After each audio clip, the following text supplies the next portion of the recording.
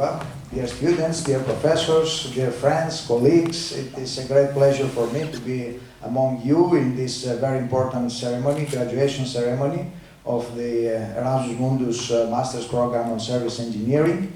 The school is very happy that a program like this is organized in the framework of our graduate studies.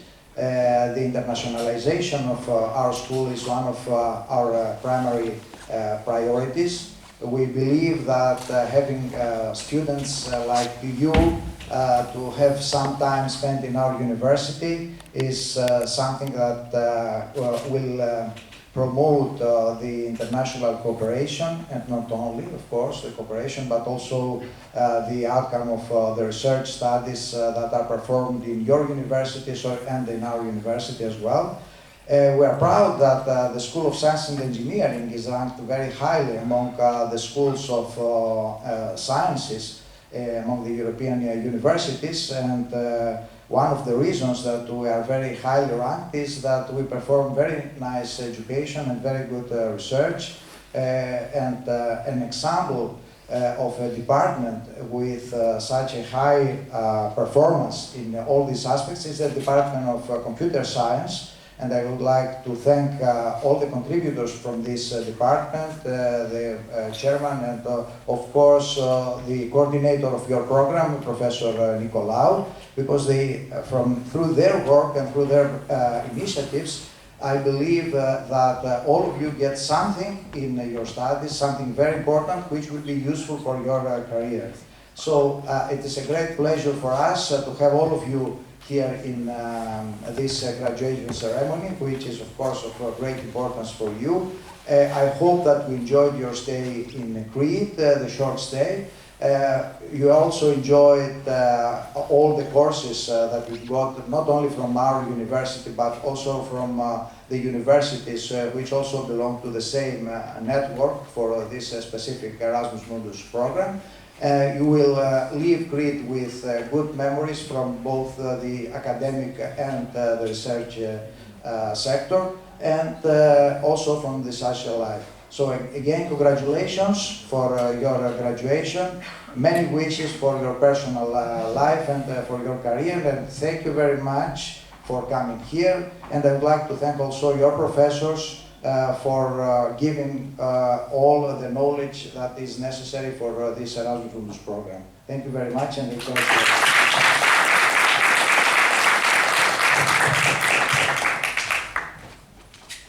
Welcome note by Professor Dr. Christos Nicolaou, Partner Coordinator, University of Crete.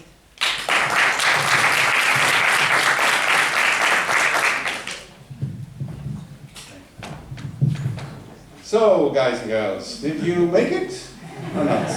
I was looking at the attendance sheet, you know, of the summer school, and I'm not so sure yet. What do you think? Well, we'll let you pass this time. Given all the other work that you've done. We are very happy with having you here for 2 years, and I really would like to wish you the very best for what comes next, which I know that it means that you may have to make some important decisions in your life about your career, where you're going to stay, and so on. I hope that spending 2 years with us will make this decision easier, and it will give you more options. And don't forget, we're always around here for more contacts and more cooperation, and who knows what else. So again, congratulations, and the very best to all of you.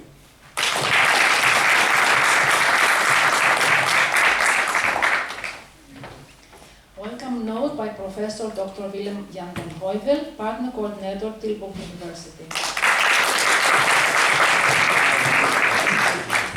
So nice to see you all here. I would like to start with thanking my colleagues from Crete University for the perfect organization of both the summer school, the thesis graduation, and of course also today. So thanks for that.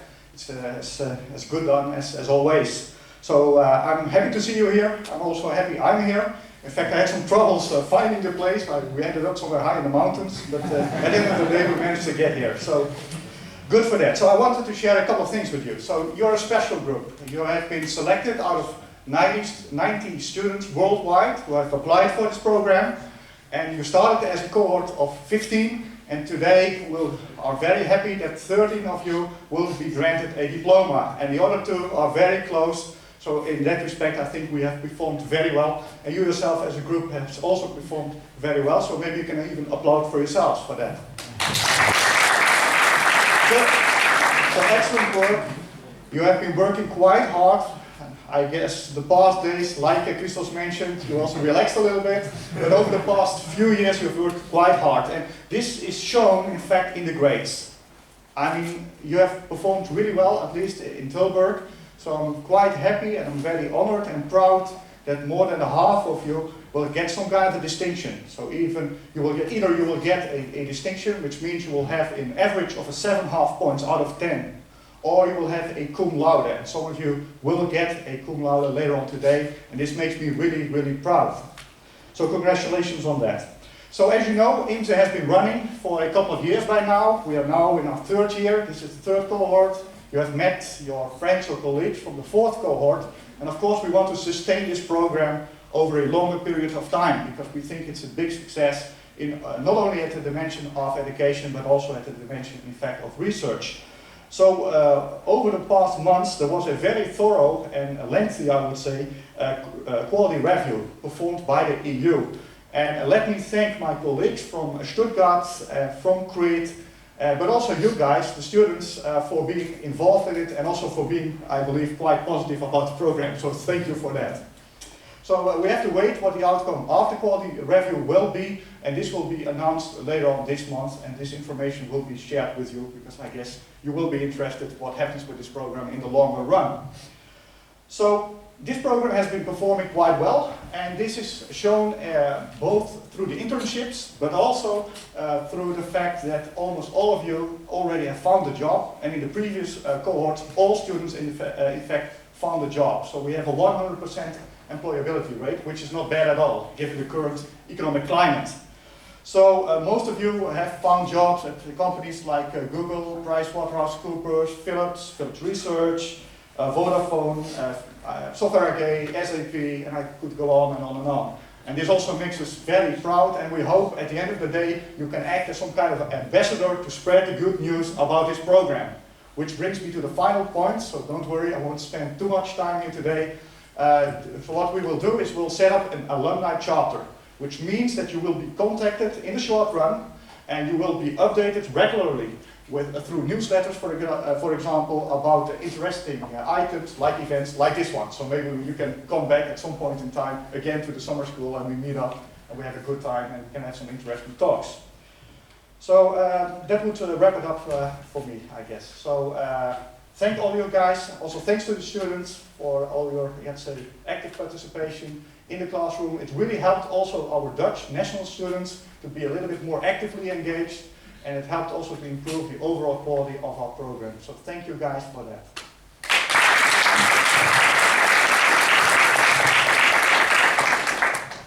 Welcome note by Professor Bernhard Mitschan, Partner University Coordinator, University of Stuttgart.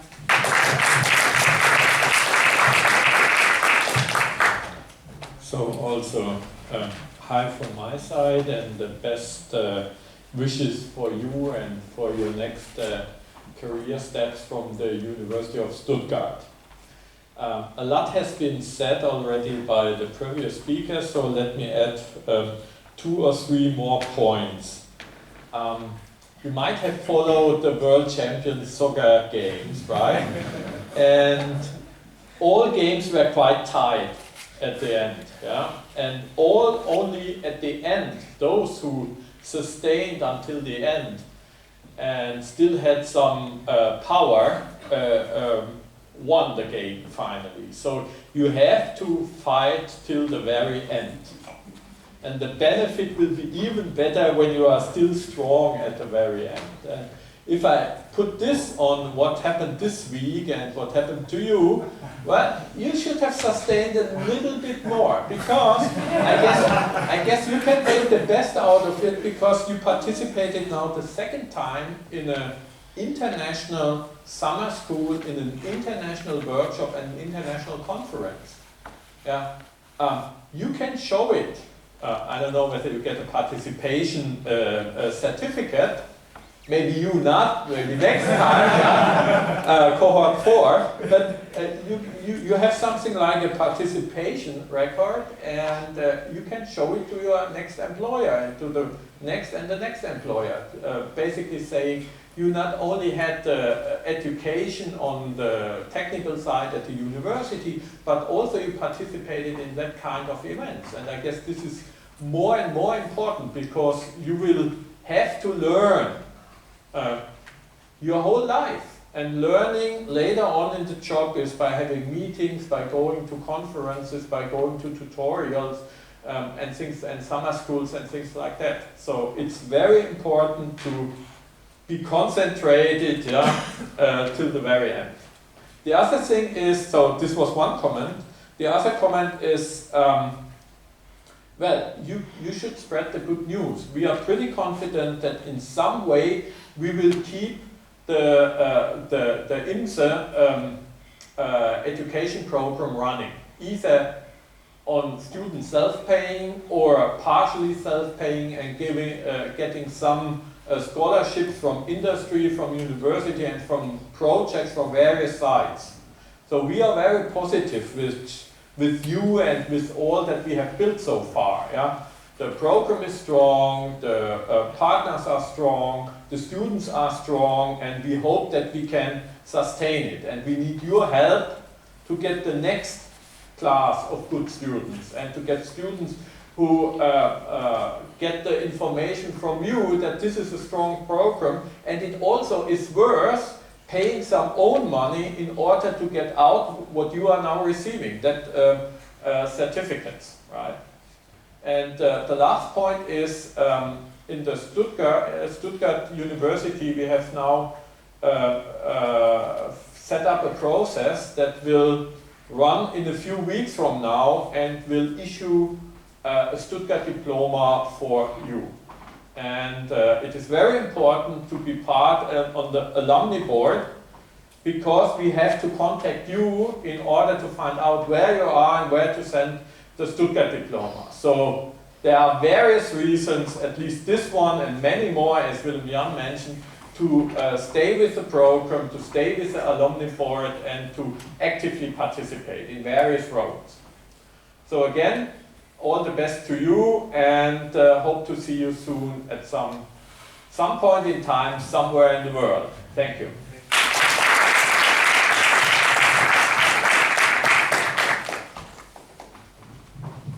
Music break with strings trio Casus Celli.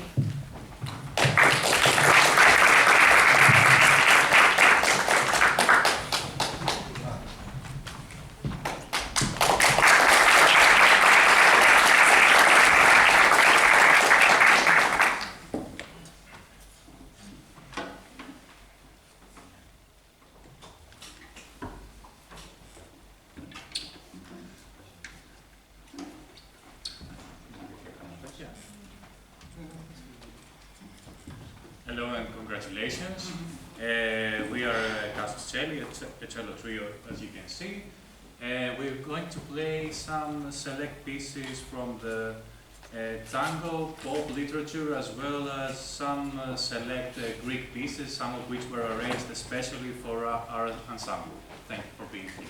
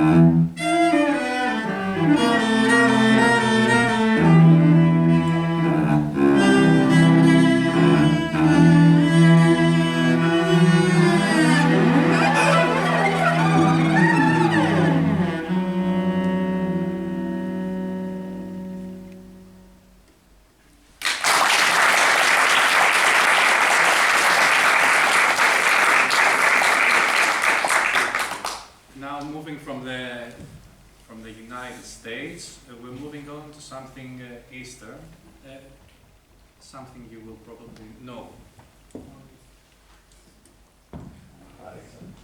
Something familiar. We will start with an improvisation and then the theme will present itself.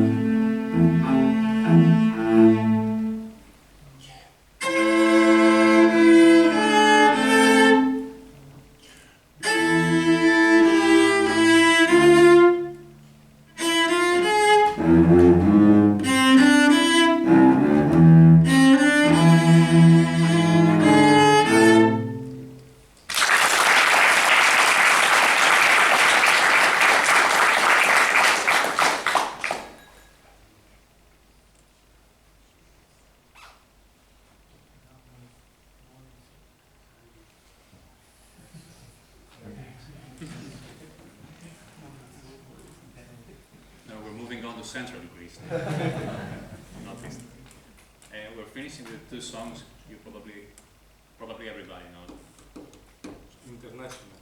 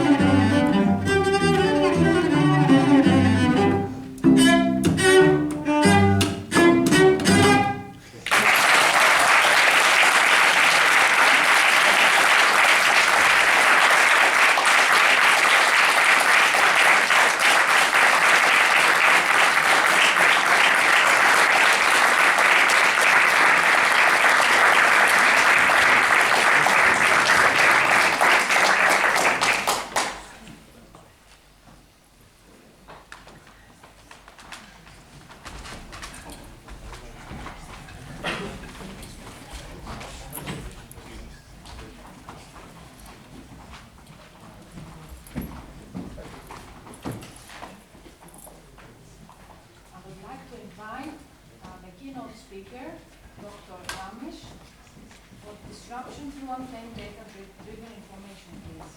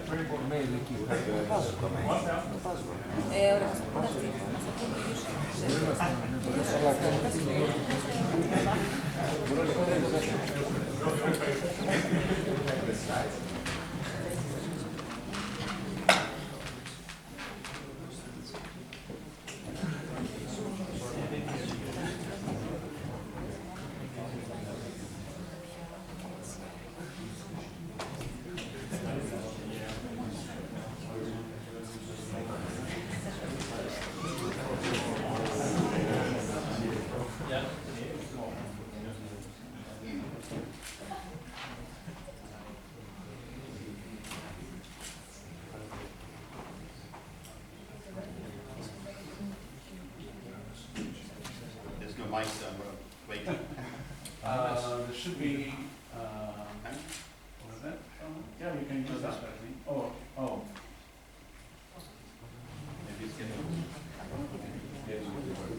That's okay. I can start.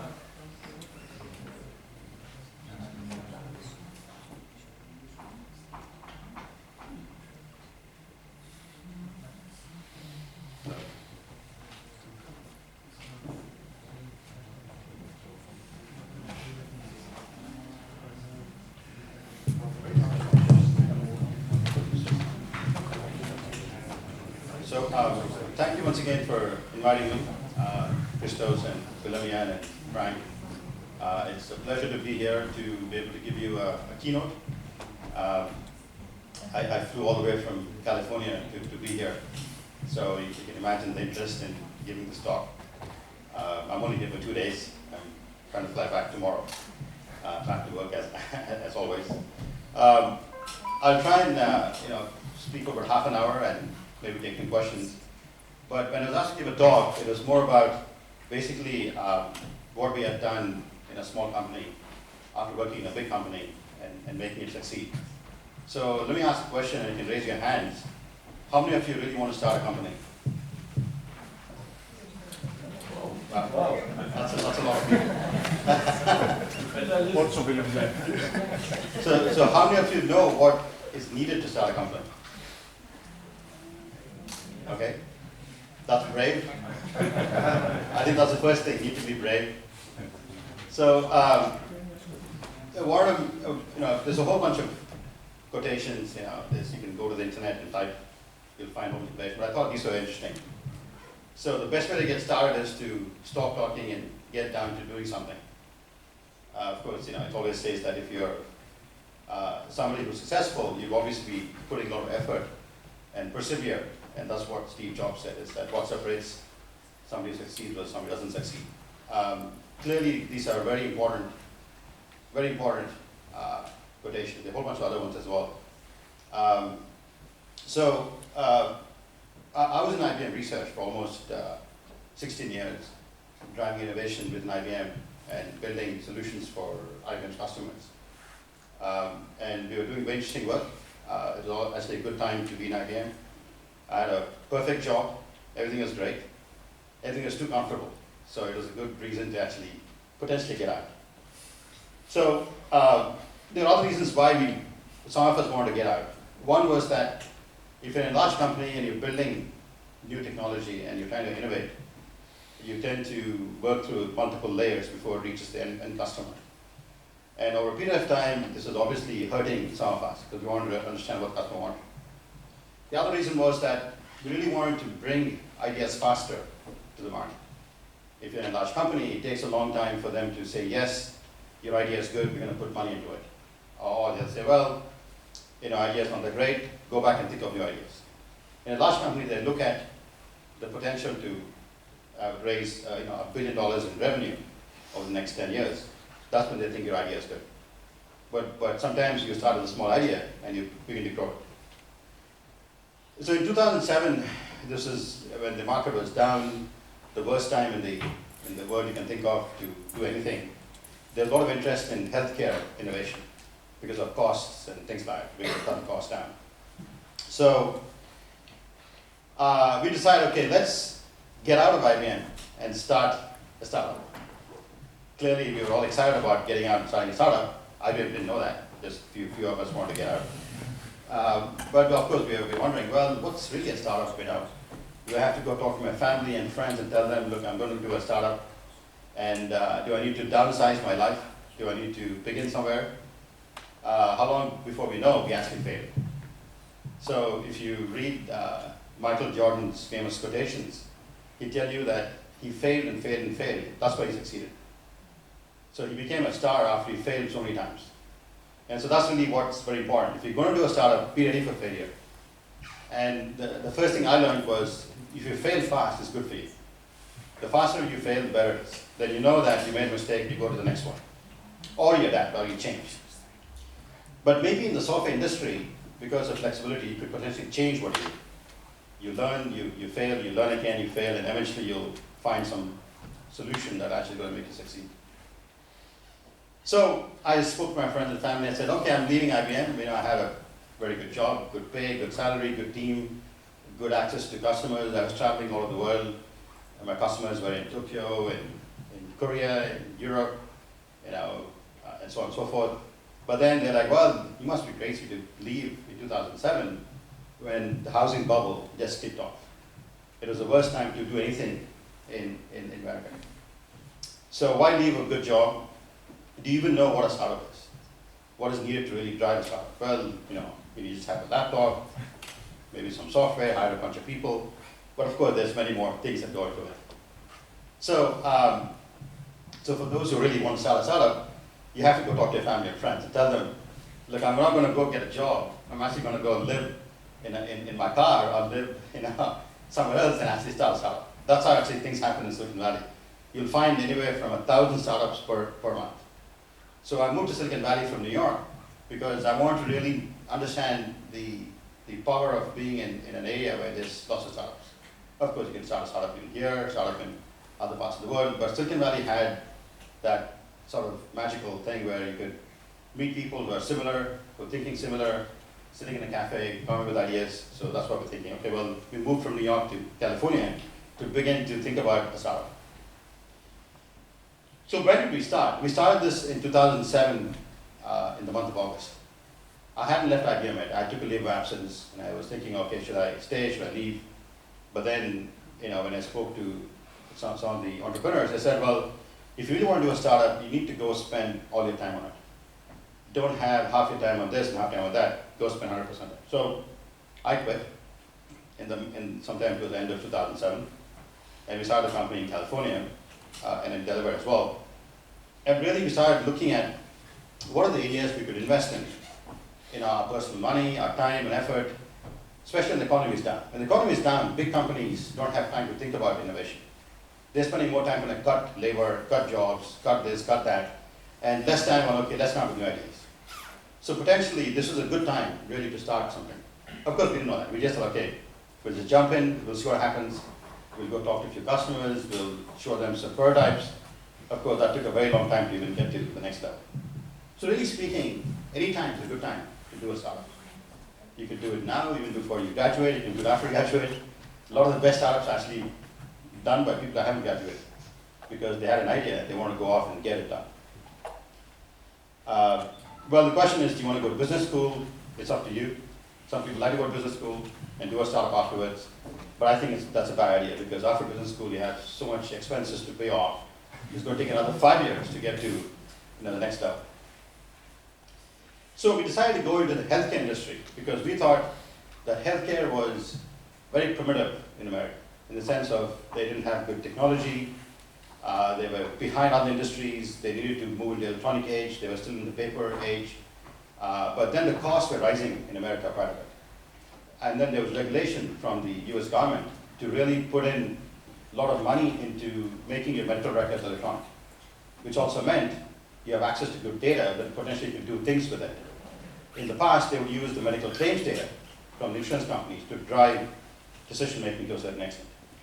Also in America, what's happening was, if you look at the curve on the left, almost $7,000 per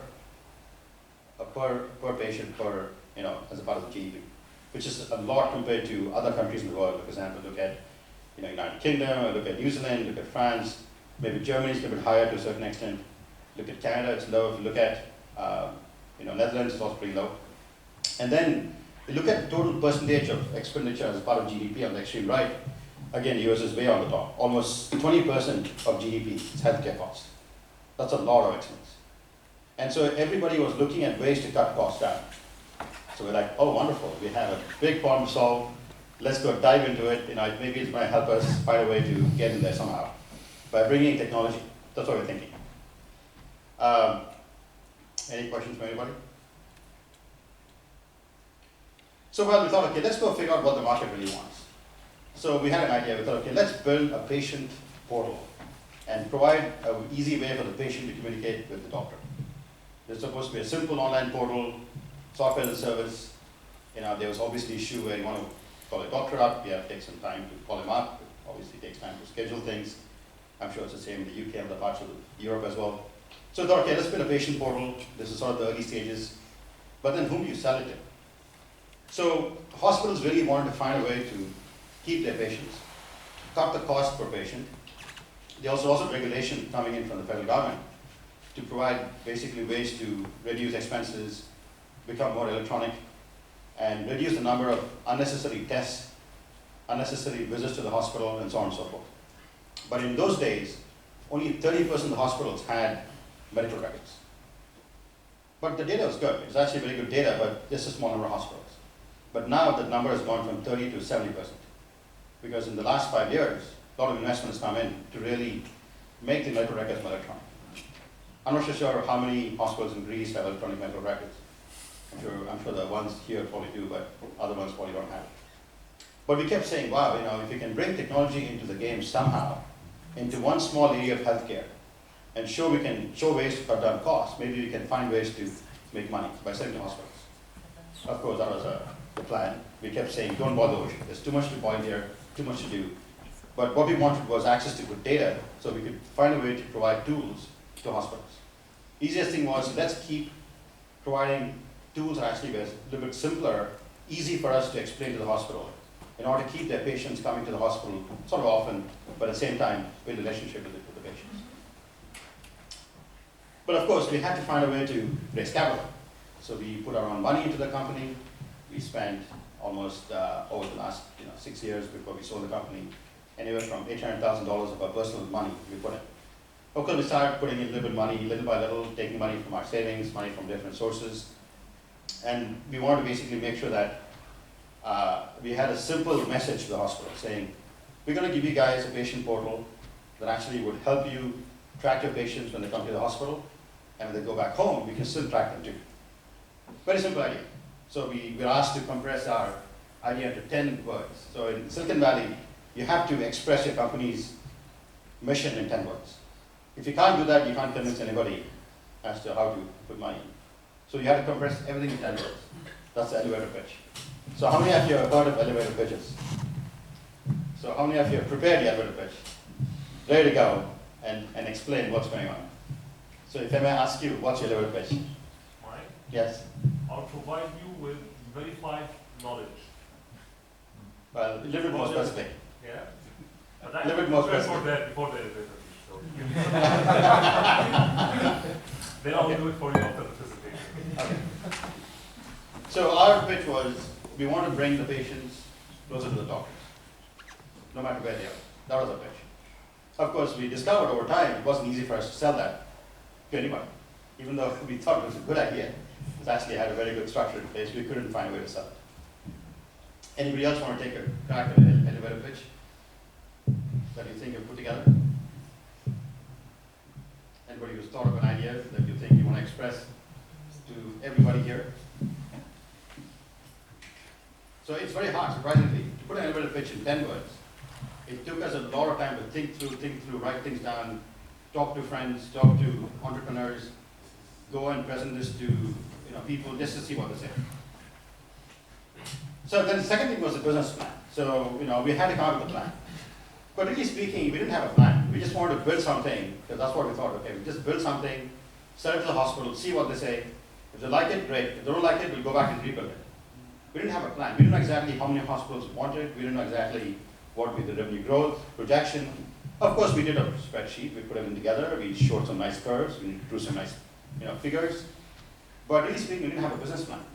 If you go ask anybody in Silicon Valley right now, what is a business plan? They all say there was no format for business plan. They all built something, tested it out, didn't work, did something else. They kept trying multiple things, and eventually something gonna click. Some people have good business plans. I mean, obviously, because they've done research, they put money to it, they went and did their market studies and so on and so forth. But our goal was, how do we take our ideas and technology in terms of prototype, go to a hospital and say, look, we can help you manage your patients better. Because you can track them wherever they are, therefore they feel like they're getting the best service from you. It's almost like doing relationship management. We also want to find a way to get access to the patient side of the medical records, which is the patient health record, different from the internal medical record the hospitals have. Because we can then use it to say that, oh, today the patient has taken aspirin and they still have a headache. Or today the patient has taken a diabetic medication and they still feel down. That information doesn't necessarily go from the patient to the doctor unless they make phone calls. Maybe that's a faster way to do it. We're just looking into that. Of course, we also have to show that we could convince patients to use the patient portal and convince the hospitals to also buy it. So obviously it's a complicated thing. So the business plan was to show that yes, there's a market, yes, we have a product, yes, we can get to the next level.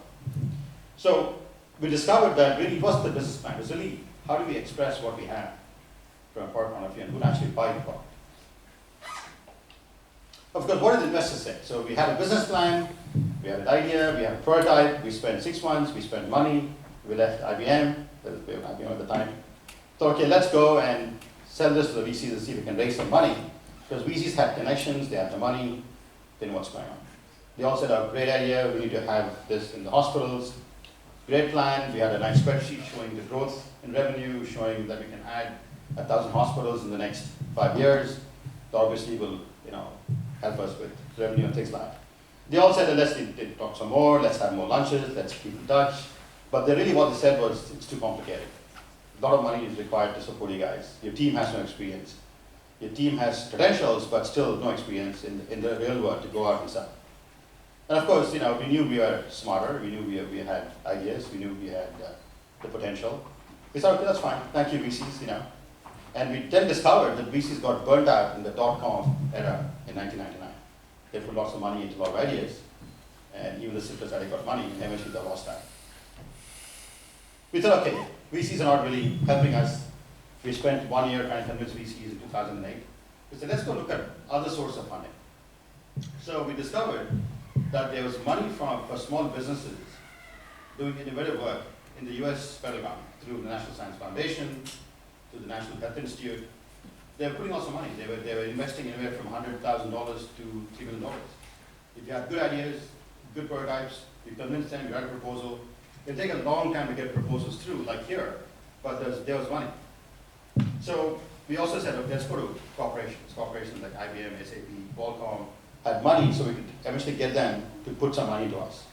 That also didn't succeed. We also said, well, maybe you should go talk to a few customers and see what else can we do for them other than patient portals. Maybe they can be the best investor in your product. If they buy it, they're going to put money into you, therefore you get to know what's going on. So we looked at all the sources, we sent in proposals, we talked to investors, we got them over to our office, we had a small office in Silicon Valley, all the good stuff. But in 2007, not much is known on big data. There's a lot of hype on analytics, but not much in big data. There was also a Health 2.0, Web 2.0, all kinds of stuff going on. Not much is done in using medical records.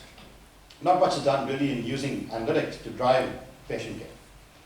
So we managed to talk to a couple of hospitals who were interested in improving cancer care for the cancer patients. Because cancer patients go through very complex therapy, they have a lot of data on the cancer patients, they want to find a way to make sure that the patients follow the protocol end to end, and they eventually recovered from the treatment, and everything was fine. But a lot of patients sometimes switch their plans, switch their care pathways, switch things, and not all the patients get the best possible care. So this hospital said, look, we have all this data about cancer patients, and we just need somebody to analyze it. We said, we'll do it. Now we have experience from IBM, we can analyze data. So there, the patient portal went completely down. So far I've been talking about the patient portal. We switched our ideas from the patient portal now to building analytics to help cancer hospitals. Because we discovered that actually they wanted to find a way to improve cancer care, and they're also data. We said, wow, one hospital wants it. Every hospital wants as well. So we said, perfect, let's go ahead and do it. So we said, that's fantastic. We have some tools. We convinced the customer that what we have is good. And they paid us for it. So the very first customer we had paid us money to drive analytics to improve cancer care. We said, great, give us the data. They gave us lots of records, lots of access to data. We analyzed it. We showed them how certain patients actually need better care, and others didn't necessarily need the full care. And in most cases, we found the right patients using our methodology. And that really kicked off a lot of activity. And then we discovered that America has 1,000 plus cancer hospitals. So it seems like we have a plan. Nobody's doing any work in the space, including IBM. So perfect. So we could actually build a tool, go out and sell it, and find a way to convince other people to buy into what we have. So going back, we said, okay, who else can use our first customer, our first tool that we built, to potentially give us some money? So we found that we could go to the US National Foundation, Health Science Foundation, also the Health Institute. And they said, yeah, this is cool. You guys are analyzing data. The US needs to find a way to improve care, cut down costs for cancer patients. This is great. You have a good plan, good research plan, good analytics plan. We had lots of interesting work in technologies such as text mining, data mining, applied to the data. So they said, this is great. So they gave us $150,000 within 6 months as investment to a small business. So we had a customer paying us. We also had the federal government paying us. We said, great, if this is what's going to work out, maybe this is a plan. Then we discovered that actually the US government can put in anywhere from 3 million to 5 million if they think your idea is good. Because it has value for the entire nation, not just for hospitals. Of course, they also want this company to succeed because it looks good on them to show that they actually helped a small company succeed. So we discovered that yes, by analyzing cancer patient data and helping improve care, we could scale this across lots of hospitals. Of course, it's obviously hard to go sell. You still have to convince them that we can do it. And that was obviously a big deal. So we discovered, this aha moment. So you, at some point, discover when you run your startup, somewhere in the line you discover, aha, this is the idea that I think will succeed. And all of a sudden you'll go and you'll shout, Eureka, Eureka, this is fantastic. This is the best thing I've heard. And this is probably what's going to help me drive my business. And so we thought, okay, cancer risk models are fantastic. I think this is what we need to do. We need to find a way to pull medical record data of cancer patients from all the hospitals, analyze it, make it a software as a service system. Hospitals can log in, find out who the patients are, can drive care. So this is actually our idea. So we sat down, we discussed this. We had a customer, we had initial investment from the federal government. Perfect. But we couldn't sell to another cancer hospitals.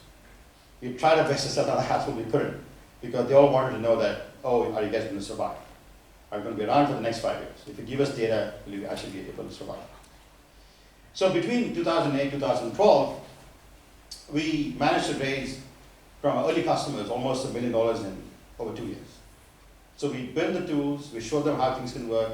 We managed to convince some very top hospitals over a period of time that what we have is very good. But we moved from oncology to actually cardiology and moved also to other areas of medicine. Because we discovered that in addition to cancer patients, also there's an issue with heart patients, with diabetic patients, with pretty much a lot of patients who actually been given a treatment and they need to find a way to recover from that. And in the process, we also raised another $1.4 million from the National Institute of Health. So in total, from our federal government investment, we raised about $1.8 million in overall revenue in terms of investment revenue. And also we found ways to get money from our customers. So that really sort of helped us sort of put the footprint by saying, okay, after 5 years of doing all this stuff and raising money, we were able to show that we were the best in the market in terms of both showing what we can do with what we had, access to data, and we begin to show the value of healthcare big data. That's what we were heading towards.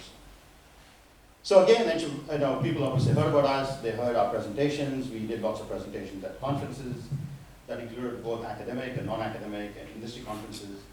And the market started moving towards how do you take medical records and analyze it very quickly in real time to improve the care of the patient. So what we had predicted in 2008, out of purely working with one hospital, ended up being a big deal in 2012. So we had VCs come and say, well, we are interested in you guys, we want to put money down, how much you need? They said, yeah, we need probably 5-6 million to grow the company, basically to grow the sales team, who can go and knock on every hospital and say, look, we have this tool, I get interested in using this tool, and so on and so forth. But there's a lot of interest in big data for healthcare. I gave lots of talks on that as to how do you actually use data to be able to solve healthcare issues. We had very interesting offers. But we also knew if you take money from a VC, we would actually lose a little bit of share in the company, which is fine. But then we have to build our own sales team from scratch. We have to go hire talent, compete with Google, and so on and so forth. It also involved healthcare. But we also figured, what if we just reach out to other companies who actually might be able to take a technology, take our initial customers, and find a way to scale. And we got a bit lucky.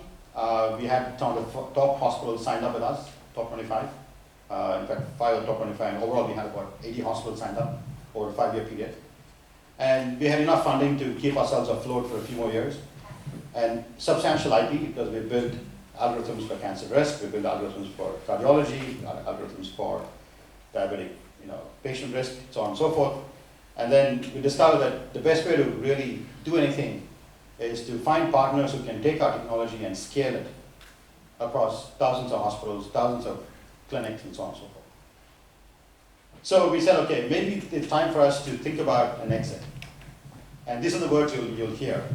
Business plan, your startup idea, elevator pitch, your product, your sale, your VC, and then exit. So we had 3 big companies come and say, well, we are interested in what you guys are doing. We really want to take your ideas and take your technology and you guys and the software and your customers, and we want to scale it across thousands of hospitals because they all need this. You guys have it. And in the US, the way, I'm sure it's in Europe too, if a big company discovers that they're losing market share or they're losing presence in the market, they're going to go find a small company to buy who's actually built this stuff. Because obviously they've done it cheaply, it's less risk, they can go buy it. So we figured that we could go raise VC money and build our own sales team. That's going to take us another year or 2 to really drive the sales really well. Or you get somebody to buy you. They have a sales team already in place. They have a need for it. And you scale pretty much from start from there. So we had 3 offers. We picked one offer, and they had access to several thousand hospitals. They all needed technology of this kind, so we said, great. So after lots of discussion within our internal founding team, our advisory team, our scientific team, and some of our employees, we just a team of just 8 of us. Just a very small company, not that many sort of people if you think about it, because we had to build a lot of expertise in technology, so we hired basically mostly PhDs from Berkeley, Stanford, specialists in data mining. It was all driven by good technology, good methods, and of course, obviously we also sort of became savvy in terms of how we sold this to our customers, and we managed to get a way to sort of convince a large company to buy us. But the important thing was that we didn't want to leave this technology. We really wanted to continue on this forever. We thought, okay, this is the best thing we could do for healthcare. We could potentially sell. But in reality, you have to decide at some point, you have to let go of what you created. Because if you don't let go, it's not going to find legs. Because you're going to be sort of biased towards what you have done on it. So let somebody else take ownership, let somebody else drive it, and eventually you move on to something else. So we obviously gave control to this new company that came and said, okay, we're going to take things over. Of course, they still want our help. But it really helps us understand really how they operate and how they can scale and make it bigger. We could run the same thing at IBM too. IBM would have probably said, oh, it's a small market, maybe not worth investing. So in summary, if you're doing a startup, first thing you do is you want to talk to your friends and family. The first time you present anything, ask them, hey, what do you think of this idea? You think this idea is going to fly? Most of them say, yeah, you're crazy, you're nuts, I think it's ridiculous. I think you're wasting time, go find a job, go take vacation, do what you want. But I think the most important thing is if you have an interest and passion, just go for it. I think it's very important not to let go of ideas. It doesn't matter how old you are, you have to try things out, and it's always worth trying it out. And it doesn't matter what people say. I think if you think you have an idea, and you have at least one customer who can say, well, I think this is good, then you can begin to sort of get out and do it. And again, as computer scientists, you're not really taught that you should form a network of friends. In the business school, for example, they force you to form a network. They tell you go form networks, go talk, go socialize, go on sailing trips, go on golf trips. I think you should do that. I think you should get out and form networks. meet with business school people, or meet with other groups, see what they're up to, meet with entrepreneurs. So really forming a network was one of the reasons why I moved from New York, which I like very much, to California, which I didn't like very much. But it was a reason for us to really begin to form a network and make things happen. The second thing is to focus on product. So once you have an idea, it's always good to build something first. As computer scientists, you want to build something, you want to be able to prove yourself that yes, this works, this makes sense. And then talk to your friends and say, look, this is what I've done. What do you think? So I've made my presentations to my friends first. We built the product, we sat down, we discussed it. Then we went to cafes, we sat in cafes in Palo Alto, where you have Twitter and Google and all these guys in the same cafes discussing ideas. And so you sit down and discuss ideas with your friends and tell them, look, this is what it is. They'll tell you right away, look, this makes sense, or this won't make sense. And only go to venture capitalists when you think you have a good idea, you have a prototype, and at least you have one customer saying, look, this is good stuff. We might want to use it, we think it's worth using it. If they're actually using it, that's even better. Then you have somebody who's paying you money to be able to go use it. And I think to talk about other aspects, how do you manage your team, how do you hire talent? I managed to hire talent because I had students who worked with me in IBM Research who were at Berkeley, Stanford, finishing their PhD, so it was good to go after those PhD candidates who really are in the valley and decided to be a part of a startup. And we also wanted to make sure the team was small, so we could think of ideas quickly, we could meet often, we could meet in cafes.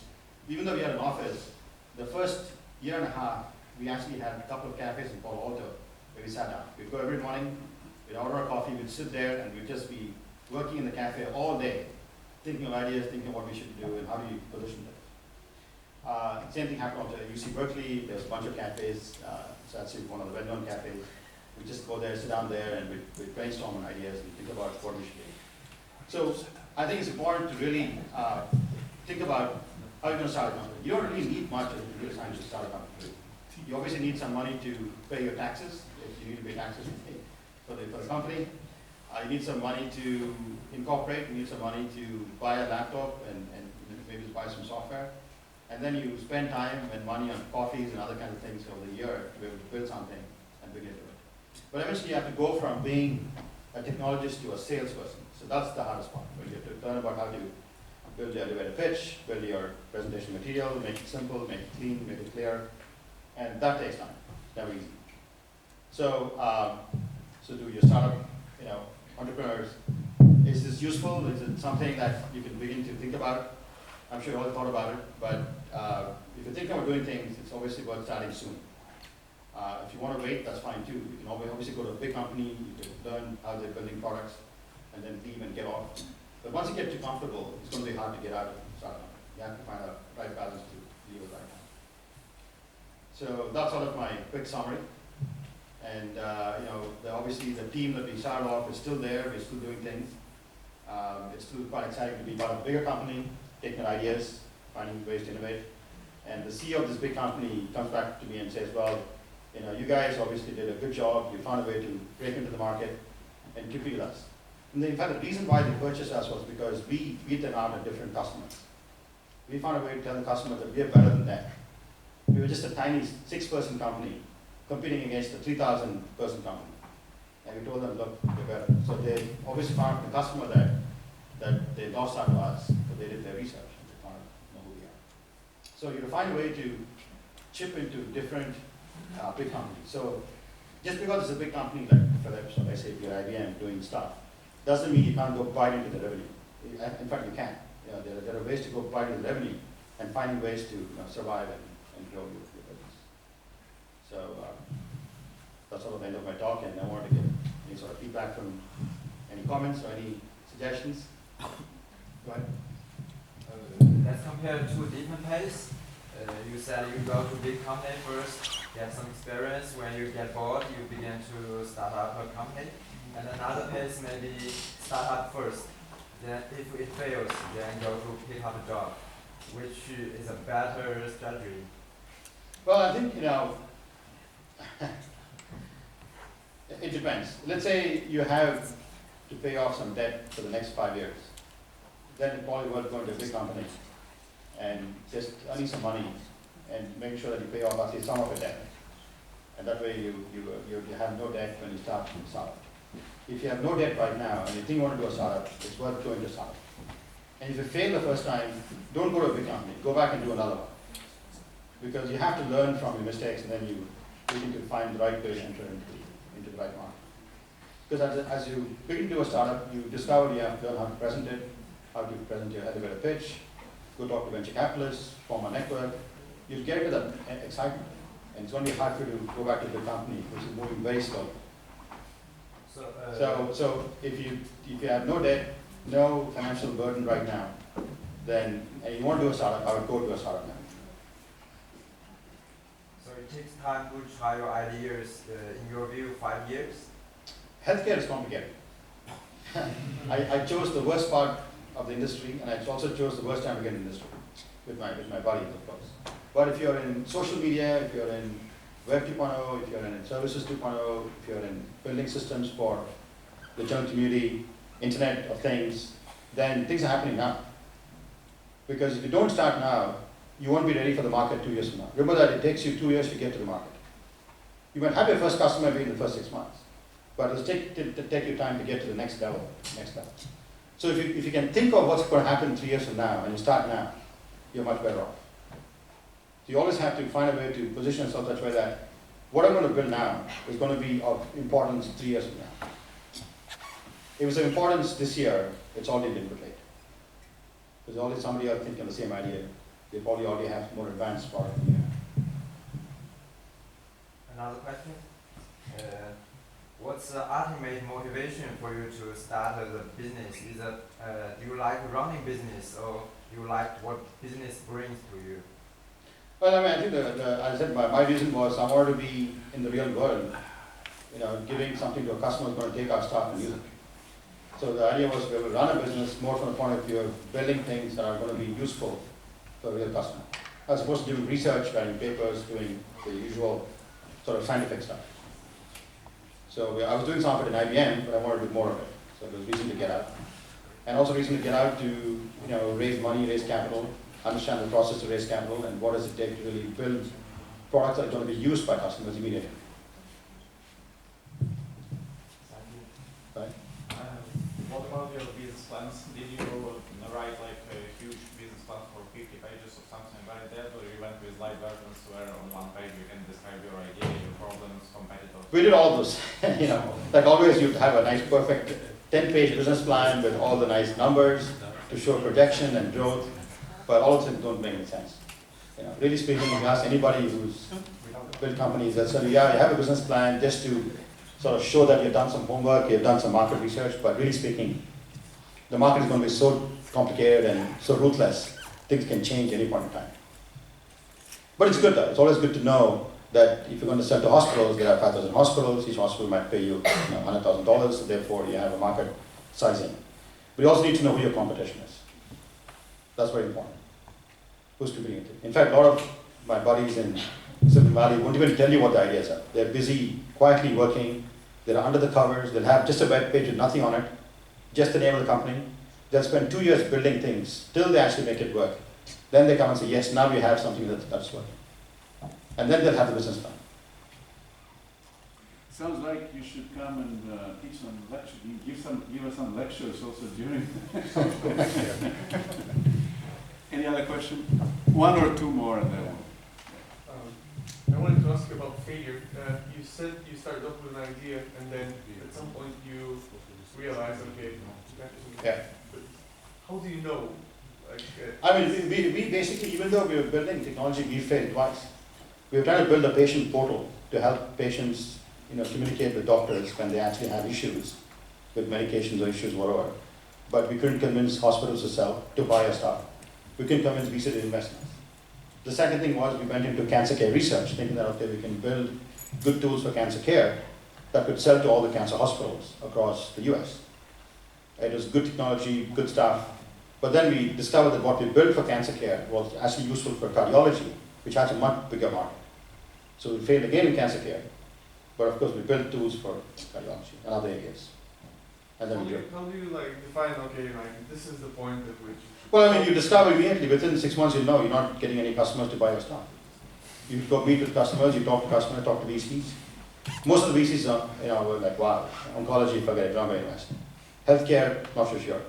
So you get to know that there's less interest in certain areas. Of course, that shouldn't stop you.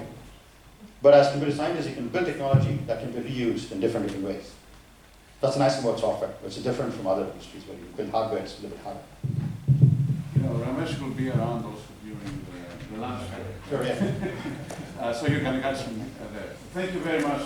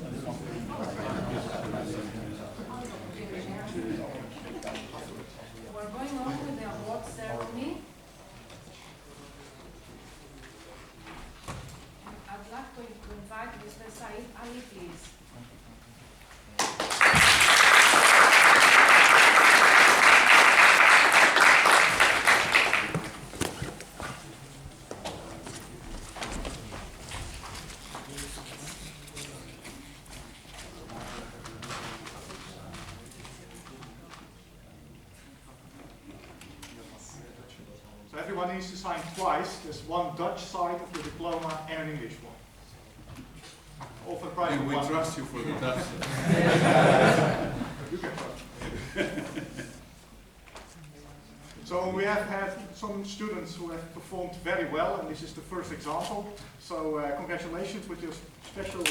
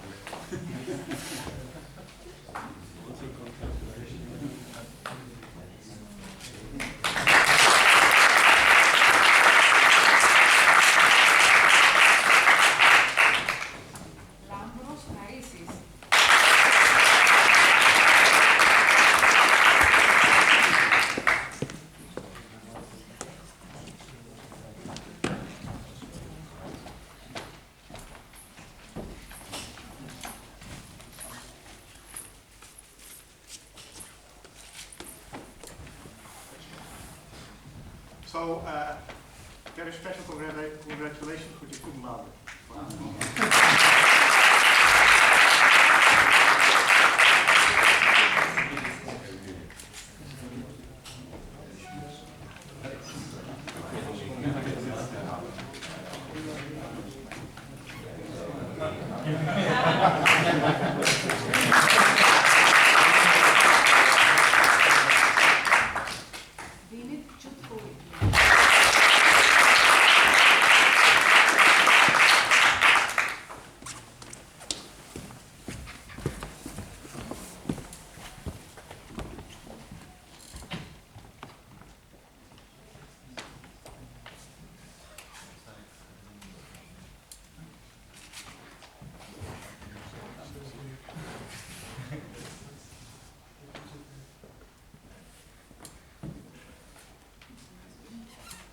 We congratulate you.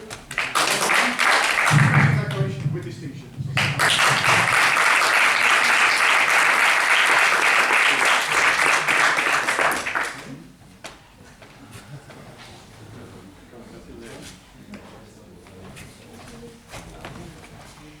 Prabhakar Dixit.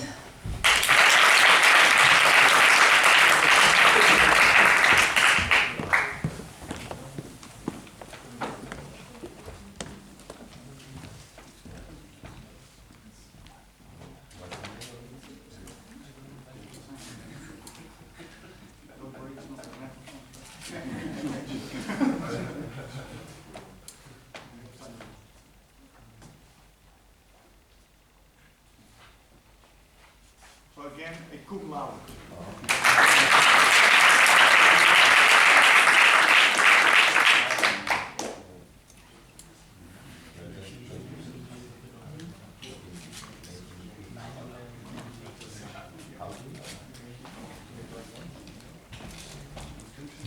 Hassan Jamus.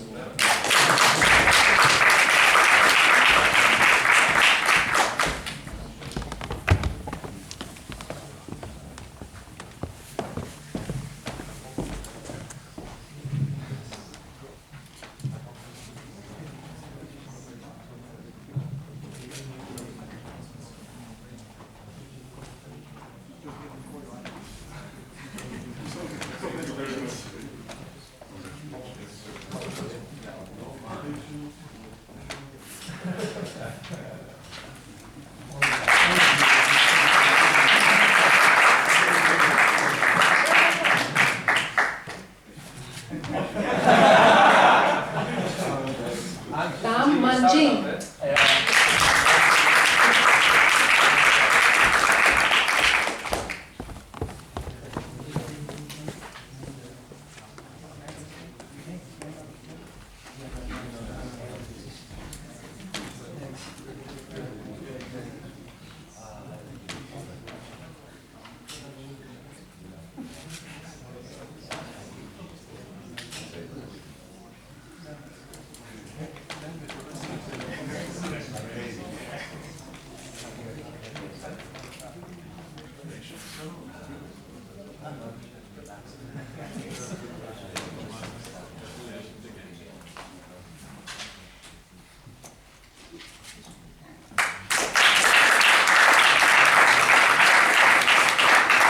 Nikolai Nikolov.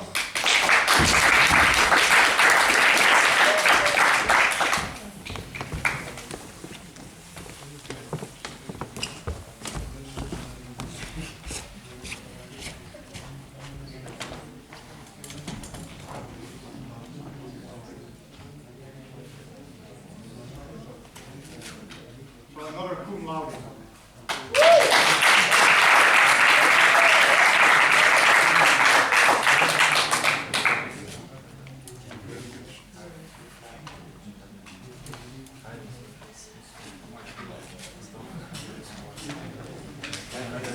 Svetoslav Nikolov.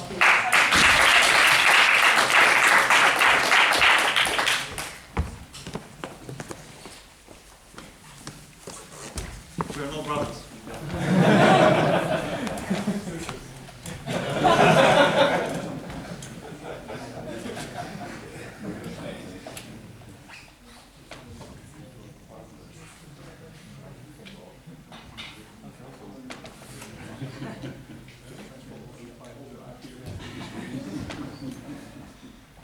So with distinction this time.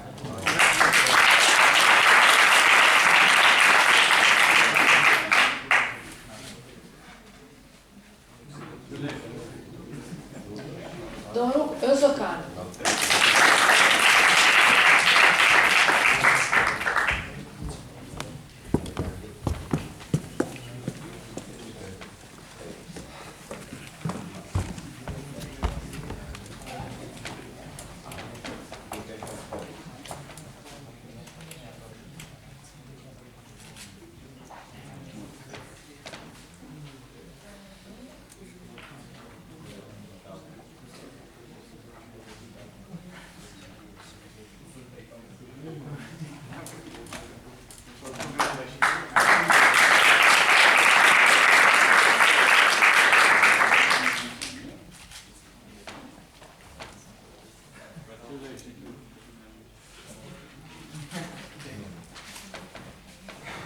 Alexei Rudenko.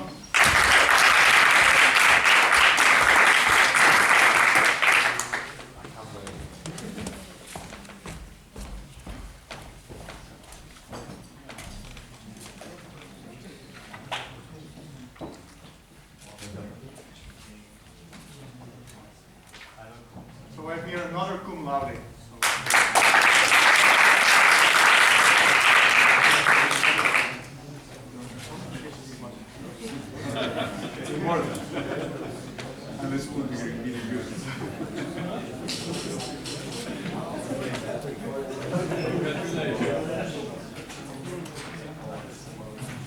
Ενώ Θαράνη Θεή Βαπουλένου.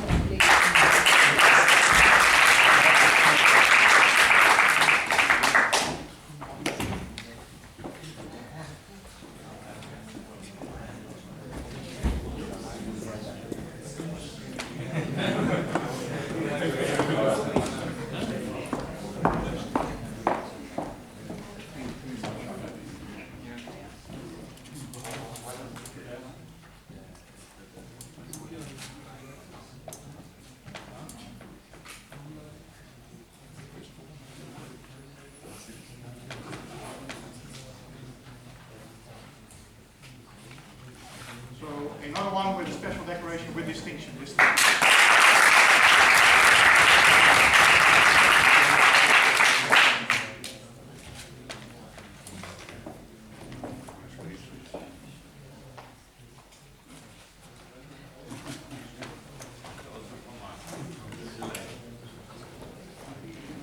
Silian Sia.